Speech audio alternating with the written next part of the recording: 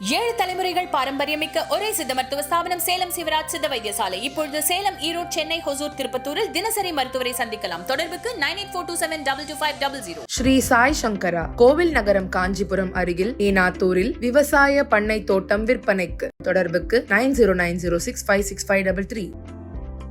நேர்களே வணக்கம், இது சாணக்கியா. நான் உங்கள் அருண். இன்று நம்மோடு மூத்த பத்திரிகையாளர் துரைக்கருணா அவர்கள் இணைந்திருக்கிறார். கேட்பதுக்கு நிறைய இருக்கிறது, வாருன்னு கேட்கலாம்.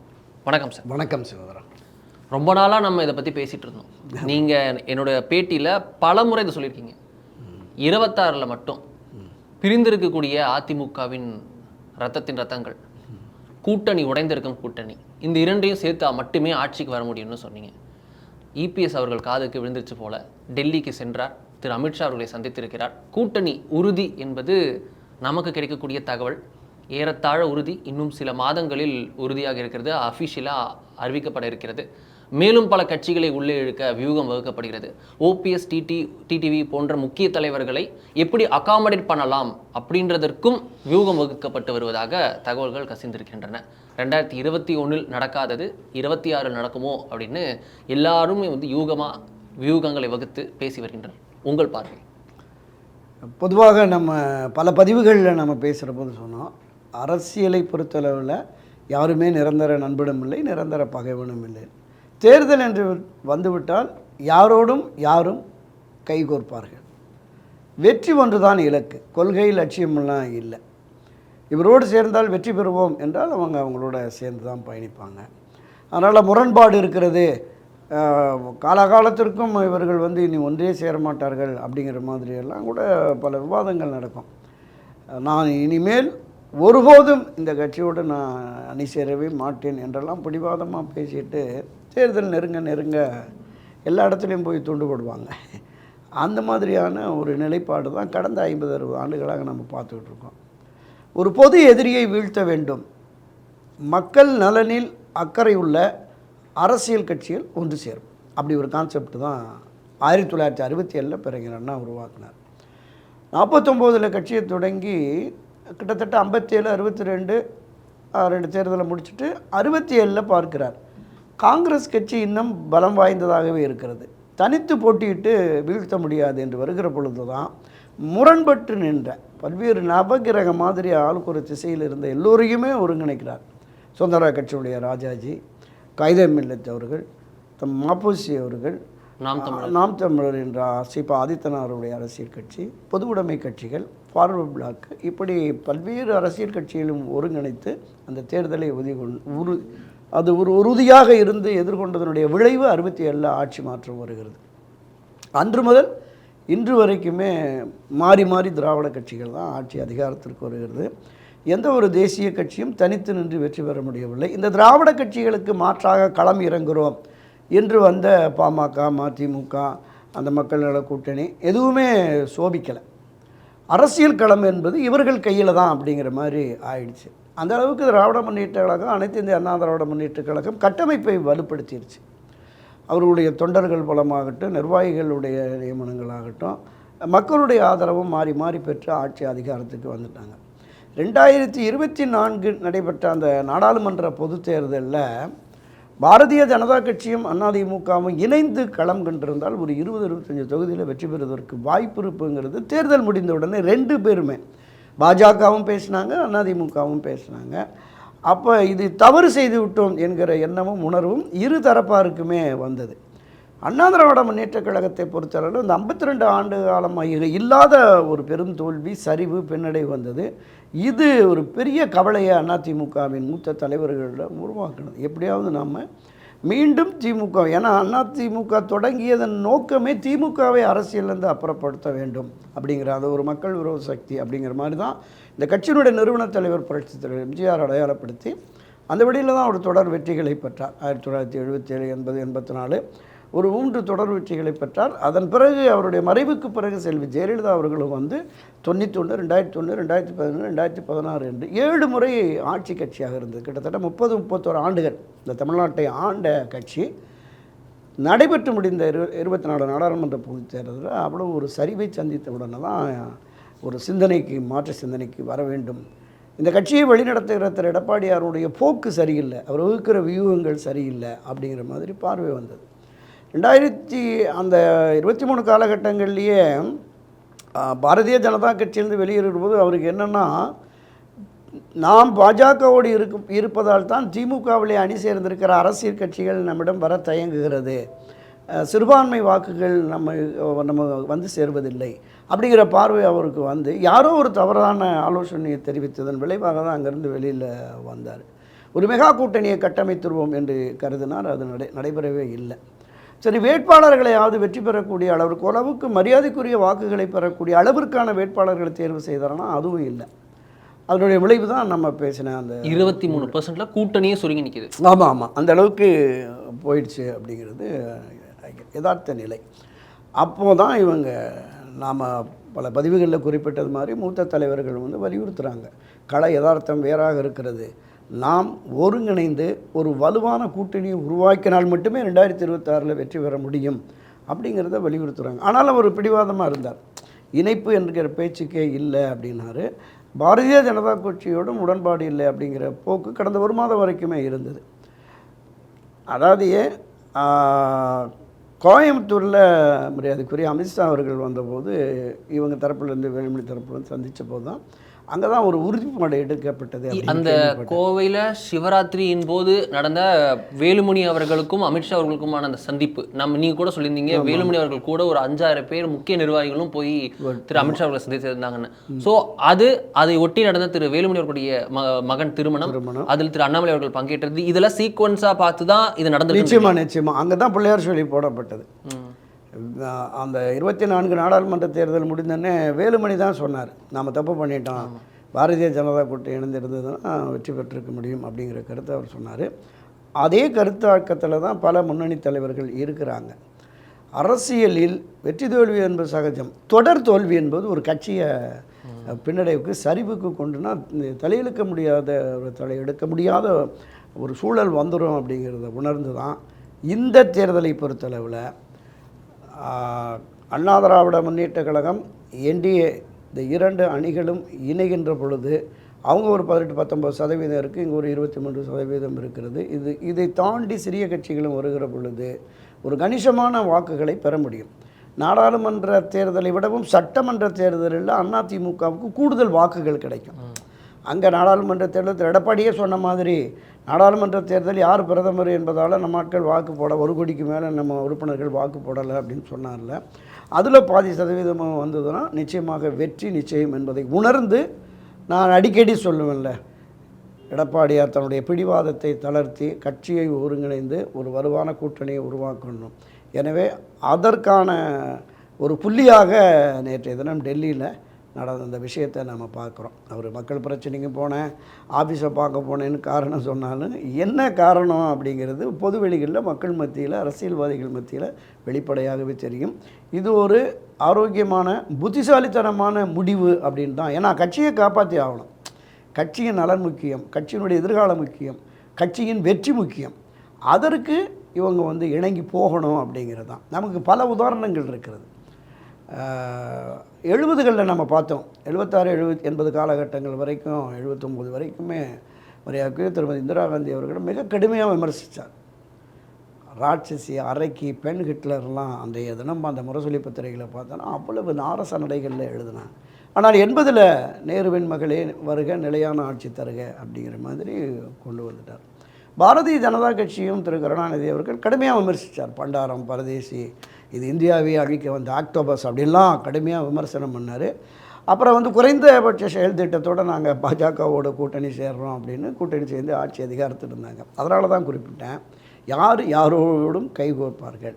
அந்த அடிப்படையில் 2026 திராவிட முன்னேற்ற கழகத்தை, ஏன்னா ஆட்சி அதிகாரத்தில் இருக்கிறது, கூட்டணி கட்சிகளும் அங்கே பலமாக இருக்கிறார்கள், அவரை வீழ்த்துவதற்கு இந்த திமுகவுக்கு எதிரான வாக்குகள் பிரிந்து செல்லாமல் அந்த எதிர்ப்பை ஒட்டுமொத்தமாக வருகிற பொழுது வெற்றிக்கான வாய்ப்பு கூடுதலாக இருக்கிறது. இந்த என்டிஏ அதிமுக கூட்டணி வெற்றி பெறும் என்கிற நம்பிக்கை பொதுமக்களுக்கு வந்தால்தான் வாக்குகள் இங்கே வரும். ஸோ அதுக்கும் கூடுதலான வாய்ப்பு இருக்கிறது. அரசியல் கட்சிகளின் வாக்குகளை தாண்டி பொதுமக்கள், இந்த டிசைடிங் ஃபேக்டருங்கிறாங்கல்ல, அவங்க ஒரு 10% இந்த ஆட்சி மாற்றத்தை விரும்புகிற அந்த பொதுமக்களுடைய வாக்குகள் வருகிறது. இது ஜெயிக்கிற கூட்டணின்ட்டு ஓட்டு அந்த மாதிரியான ஒரு மனோபாவம் வந்துருச்சுன்னா அந்த வாக்குகளும் வரும் பொழுது நிச்சயமாக ஒரு வெற்றிக்கான வாய்ப்பு கூடுதலாக இருக்கிறது அப்படி தான் நான் பார்க்குறேன். இதில் வந்து திரு வேலுமணி அவர்கள் வந்து பாஜக கூட்டணியை ரொம்ப விரும்பினார் அவர் அப்படின்ட்டு நிறைய பேச்சு ஹேஷியங்கள் வந்து நம்ம அதிமுக வட்டாரத்தில் விசாரிச்சோன்னா நிறைய சொல்கிறாங்க. இது உங்களுக்கு தெரியாது ஒன்றும் இல்லை, இது நமக்கு தெரிஞ்சது. பட் ஆனால் இதில் திரு சி.வி. சண்முகம் அவர்களுடைய ரோலும் இருக்குது அப்படின்னு சொல்கிறாங்க. அவர் வந்து பாமக பாஜக எல்லாரும் இருக்கணும், நம்ம வந்து பிரிந்து சென்றவர்களையும் வர வைக்கணும் அப்படின்ட்டு திரு சி.வி. சண்முகம் போன்றவர்களும் திரு செங்கோட்டையன் போன்றவர்களும் வலியுறுத்தியதாக சொல்கிறாங்க. இதெல்லாம் உண்மையா? இல்லை, இது உண்மை இருப்பதற்கு 100% வாய்ப்பு இருக்குது. ஏன்னா கடந்த வாரமே டெல்லி நமக்கு வந்து வேலுமணி அவர்களுக்கு பாஜக வேணும்னு சொல்றது புரிஞ்சு முடியுது. அவருக்கு அவர் மண்டலத்தில் வெற்றி பெற்று உறுதிப்படுத்தி கொடுக்கும், அது ஓகே. திரு சி.வி. சண்முகம் அவர்கள் பாஜகவை கடுமையாக விமர்சித்தவரும் கூட அவருக்கு பாஜக பெரிய பலன் இருக்குமானா பாமகவில் இருக்கும் பாஜகவில் இருக்குமான்னு தெரியாது. பட் இருந்தும் அவர் சொன்னதா சொல்றாங்க. அதுதான் நான் குறிப்பிட்டேன். கட்சி நலன் முக்கியம், கட்சியினுடைய வெற்றி முக்கியம் என்று கருதுகிற ஒவ்வொரு அண்ணா திராவிட முன்னேற்ற கழகத்தில் பயணிக்கிற மூத்த முன்னோடிகளுக்கு இந்த எண்ணமும் உணர்வும் வந்துருச்சு. நாம் நம்ம கட்சியை காப்பாற்றணும்னா இந்த முறை வெற்றி பெற்றே ஆக வேண்டும். அப்படி வெற்றி பெறுவதற்கு சரியான கூட்டணி எது என்றால் இப்போ அங்கேருந்து வர்றதுக்கான வாய்ப்பு இல்லை. காங்கிரஸோ கம்யூனிஸ்டோ அதிமுக விசிகாவை இழுத்து கொண்டு வரலான்னா அவங்கள அப்படியே உறுதிப்பாட்டோடு வச்சுருக்கிறார். ஆட்சி கட்சியாக இருக்கிறதுனால அவங்க சில விஷயங்களை பண்ணி அவங்கள அங்கேயே வச்சுருக்காங்க. அவங்க வெளியில் வர்றதுக்கான வாய்ப்பு இதுவரையிலும் தெரியல. இனிமேல் என்ன மாதிரி நடக்க போகுதுங்கிறது நம்ம அதை அனுமானிக்க முடியாது. திரு சி.வி. சண்முகர்களுக்கு அந்த உணர்வு வந்திருந்தது. அந்த 6 பேரில் ஒருவர்னு சொன்னல, அப்போ அவர் சொல்லியிருக்கிறார், கட்சி உறுதியாக இருக்கணுங்க, கூட்டணி நம்ம பலமாக இந்த முறையே பண்ணால் தான் போகும். அப்போ பலமான கூட்டணி என்பது அங்கே இருக்குது. பாமக இருக்குது, ஐஏகே, புதிய நீதி கட்சி போன்ற அரசியல் கட்சிகள்லாம் இருக்கிறது. மேற்கு மாவட்டம், வட மாவட்டங்கள், மேற்கு மாவட்டங்களில் ஒரு 6.6% வரைக்கும் வாக்கை நிரூபித்த கட்சி பாட்டாளி மக்கள் கட்சி. அப்போ அதுவும் சேருகிற பொழுது நிச்சயமாக நமக்கு வெற்றி நிச்சயம் என்று கருதுகிறார். பாரதிய ஜனதா கட்சி என்பது பரவலாக தமிழ்நாடு முழுவதும் இருக்கிறது. பாட்டாளி மக்கள் கட்சி என்பது வட மாவட்டங்கள், மேற்கு மாவட்டம், ஒரு கணிசமான தொகுதிகளில் இருக்குது. ஒரு ஊருக்கு 1000 ஓட்டு 2000 ஓட்டு பாஜக ஓட்டு இருந்தால் கூட அது நமக்கு வெற்றி தானே. ஏன்னா நம்ம பல தேர்தல்களில் பார்க்குறோம், வெறும் 17 ஓட்டில் கோவையில் ஏன்டி சின்னசாமி தோற்று விட்டார், 137 ஓட்டில் இந்த தியாகரா நகரில் சத்யா தன்னுடைய வெற்றி வாய்ப்பை இழந்துட்டார். அதனால் வாக்குகள் சிதறிவிடக்கூடாது. அப்போ ஒரு வலுவான கூட்டணியை உருவாக்குகிற பொழுது இப்போதைக்கு நமக்கு கண்ணுக்கு தெரிஞ்சு அதிக வாக்கு வங்கிகளோடு என்டிஏ அணி தான் இருக்கிறது. அப்போ இதை நாம் சரியாக பயன்படுத்தி தான் இந்த தேர்தலை எதிர்கொள்ளணும் என்பது திரு சி.வி. சண்முகமும் அதை உணர்ந்திருக்கிறார். கருத்து மாறுபாடுகள் பிரச்சனைகள் வருகிற பொழுது எதிர் நிலைப்பாட்டை எடுத்து பேசுவாங்க, கடுமையாக பேசுவார்கள், அது வேறு விஷயம். ஆனால் ஒரு கட்சியினுடைய நலன் முக்கியம், அதனுடைய வெற்றி முக்கியம் என்று கருதுகிற பொழுது எல்லாவற்றையும் விட்டு கொடுத்து விட்டு அப்படி ஒரு உடன்பாடை ஏற்படுகிற பொழுது தொண்டர்களும் நிர்வாகிகளும் இணைந்து பணியாற்றுவார்கள். களத்திலிருந்து ஆட்சியிலிருந்து திமுகவை அகற்ற வேண்டும் என்கிற அந்த ஒற்றை இலக்கை அவங்க வச்சு பயணிக்கிற பொழுது மிக தீவிரமாக அதிமுக பாஜகவெல்லாம் இணைந்து அவங்களுக்குள்ள ஒரு இணக்கமான போக்கு இருக்கிறது. 2 பேருடைய ஐடியாலஜியுமே ஒரு மாதிரி தான் இருக்கும், ஒரு வலதுசாரி சிந்தனைகள் தான் இருக்கும். ஸோ அவர்கள் இணக்கமாக தேர்தல் பணியாற்றுகிற பொழுது வெற்றி பெற்று விடலாம் என்கிற நம்பிக்கை அவர்களுக்கு இருக்கிறது, முடியும் என்று கூட நான் நம்புகிறேன். இதில் வந்து ஓபிஎஸ் அவர்களையும் டிடிவி தினகரன் அவர்களையும் எப்படி அகாமடேட் பண்ண போகிறாங்கன்றது ஒரு முக்கியமான விஷயமா இருக்குது. ஏன்னா திரு அண்ணாமலை அவர்கள் போகிற இடத்துலலாம் சொல்கிறாரு, எங்களை நம்பி வந்திருக்கவங்க இருக்காங்க, எங்களை நம்பி வந்திருக்கிறவங்க இருக்காங்க அப்படின்ட்டு திரு டிடிவி தினகரன் அவர்களையும் திரு ஓபிஎஸ் அவர்களையும் சொல்கிறாங்க. இந்த சந்திப்பு நடக்கும்போது சாயங்காலத்தில் பார்க்குறோம், திரு அண்ணாமலை அவர்கள் பக்கத்தில் ஒரு பக்கம் டிடிவி தினகரன் இருக்கார், ஒரு பக்கம் வந்து திரு ஓபிஎஸ் இருக்காரு அந்த இஃப்தார் நோன்பு நிகழ்ச்சியில். ஸோ அப்படி இருக்க இதில் எப்படி அவங்க கரெக்டாக அமைப்பாங்க கூட்டணி? இல்லை, இப்போ அண்ணா திராவிட முன்னேற்ற கழகத்திலிருந்து பிரிந்து சென்ற சக்திகள், அவர்களால் விலக்கி வைக்கப்பட்டவர்கள் மீண்டும் இணைய வேண்டும் என்பது தான் மத்திய பாஜக, மாநில பாஜகவின் விருப்பம். அதிமுகவில் பயணிக்கிற சில முக்கிய நிர்வாகிகள் இன்றும் கூட திரு ஓபிஎஸ் திருமதி சசிகலாவோட பேசிகிட்டு இருக்காங்க. இந்த மூத்த முன்னணியர்களில் அவங்களோடையும் பேசிகிட்டு இருக்காங்க, பொறுமையாக இருங்க அப்படின்னு. திரு எடப்பாடி பழனிசாமி மட்டுமே வேண்டாம் அவர்கள் அப்படிங்கிற மாதிரி உறுதியாக இருக்கார். டெல்லிக்கு போகிறதுக்கு முதல் நாள் கூட பத்திரிகையாளர் சந்திப்பு ஒரு விதம் நாங்கள் சேர்க்க மாட்டோம் அப்படிங்கிற மாதிரி சொல்லியிருந்தார். அப்படி சேர்க்க மாட்டோம் என்கிற நிலைப்பாட்டில் உறுதியாக இருந்தால் அவங்க என்டிஏவில் தான் இப்போ இருக்காங்க. அவங்களுக்கு தேவையான அளவுக்கான இடங்களை கொடுக்குற பொழுது அவங்க என்டிஏ அணியில் பயணிக்கிறதுக்கு கூடுதல் வாய்ப்பு இருக்கிறது. இதில் என்னென்னா அமமுகவுக்கு தனி சின்னம் இருக்குது, அவங்க குக்கர் சின்னம் இருக்குது. இவர்கள் திரு ஓபிஎஸ் அவர்களும் திருமதி சசிகலா ஆதரவாளர்களும், அவங்க திருமதி சசிகலா அவர்கள் ஒரு அமைப்பு ரீதியாக இன்னும் நான் தான் பொதுச் செயலாளர் அப்படிங்கிற மாதிரி செயல்பட்டு இருக்காங்க. அவருடைய ஆதரவாளர்கள் எவ்வளோ பேர், வாக்காளர்கள் எவ்வளோ பேர் அப்படிங்கிறது இல்லை. மரியாதைக்குரிய திரு ஓபிஎஸ் அவர்களை பொறுத்தளவில் அவர் வந்து ராமநாதபுரத்தில் நாடாளுமன்ற தேர்தலில் சுயேட்சையாக நின்று ஒரு 12 நாட்களில் அந்த பலாப்பழ சின்னத்தை வச்சு கிட்டத்தட்ட ஒரு 3.5 லட்சம் ஓட்டு, 3,40,000 நம்பர் 2 வாங்கினார். ஆமாம், ரெட்டையிலேயே பின்னுத்தள்ளி பெரிய அளவில் வாக்குகளை வாங்கியிருக்கிறார். அப்போ அவர் 3-4% அந்த வட்டாரத்தில் தென் மாவட்டங்களில் அவருடைய வாக்குகள் இருக்குது அப்படிங்கிறது அதன் மூலமாகவே நாம் புரிஞ்சுக்கலாம், உணரலாம். பல பகுதிகளில் அவருக்கான அந்த கூட்டங்கள் நடத்துகிற போது வர்ற வரவேற்புகளையும் பார்க்குற போது ஒரு மரியாதைக்குரிய தலைவராக அவர் அறியப்படுகிறார். அதிமுகவிலுமே சில பேர் அவர் மீது ஒரு பெரிய பச்சாதாபம், ஒரு அனுதாபம் கலந்த ஆதரவு, நத மனிதன் அரசியலில் இப்படி ஒரு நிலைப்பாடு அவருக்கு வந்துடுச்சு. நான் தென் மாவட்டங்களுக்கு போகிற போதெல்லாம் பார்க்குறேன், என்னென்னா அது அவர் அந்த கரை வேட்டியோடு பார்த்து 20-30 வருஷமாக இப்போ அந்த வேட்டி கூட கட்ட முடியாத நிலை இருக்குது அப்படிங்கிற போது ரொம்ப வேதனைப்படுறாங்க. விரைவில் கட்சி இணையணும் அப்படின்னு. திரு எடப்பாடி அவர்களுடைய பிடிவாதம் தளர்ந்து இந்த கூட்டணி பேச்சுவார்த்தையின் போதே சரி எல்லோரும் இணைந்து செயல்படுவோம் என்கிற அந்த மன உணர்வும் அந்த எண்ணமும் அப்படி ஒரு நிலையை ஏற்படுத்துவதற்கான வழிமுறைகள் இருந்தால் அது இன்னும் நல்லது. பெரிய அளவில் ஒன்றுபட்ட அதிமுக, வலிமை மிக்க அதிமுக என்கிற பார்வை வருகிற பொழுது கூட்டணியில் பயணிக்கிற கட்சிகளுக்குமே ஒரு நல்ல நம்பிக்கையோடு களப்பணி ஆற்றுவதற்கு இருக்குது. ஆனால் பேச்சுவார்த்தையின் போது அது நடைபெறுவதற்கு சாத்தியம் இருக்கா அப்படின்னா எதுவும் நடக்கலாங்கிறது தான் என்னுடைய பதிலாக இருக்கும். அப்படி நடைபெறவில்லை என்றால் இங்கே என்டிஏ அணியில் வந்து இப்போ அதில் என்ன பெரிய சிக்கல்னால், கூட்டணிக்கு சீட்டுகள் கொடுக்குற பொழுது எந்த சின்னத்தில் நிற்கிறது அப்படிங்கிற மாதிரி வந்துடும்.